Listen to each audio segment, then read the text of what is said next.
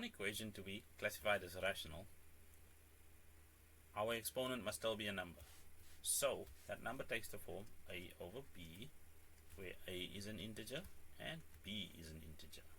You can see there, our example is 2 over 3. Another example of a rational number would be the number 2. Why? Well, don't let this confuse you.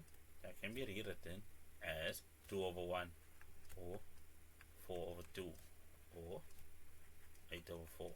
Doesn't matter. These numbers are all integer values. So every whole number is also a rational number. Every integer is also a rational number.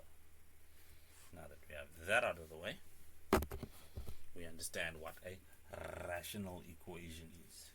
What about an exponential equation? Well, quite simply, we call it exponential because in the exponent we see that there's a variable.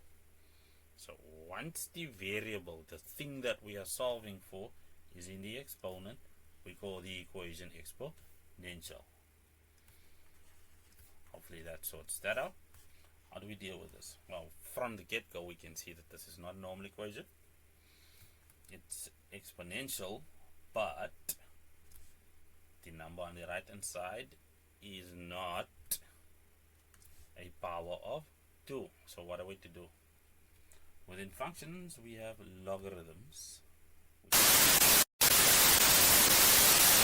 is the exponent. We will have log. The base remains the base. We will have that. Therefore x is equal to log with a base of 2, argument of 7, and then all divided by 3. In this case the calculator says 0.94. Rounded off to 2 decimal places, of course. Let's apply the same trick. The answer to a log is an exponent. So that's x, that's the exponent. It's the answer to a log, yes. A log with what base? Base 3, and an argument of 2. The number inside the logarithm is the argument, of course. Well, calculator in this case is 1,58. Now, let's do our rational equation using different tactics.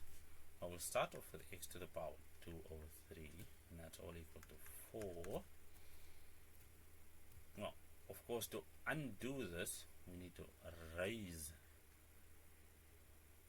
both sides to an exponent such that this product, this multiplication, is equal to 1, because we're just interested in x to the power 1. So we do on the left, we do on the right. So that's going to be 3 over 2.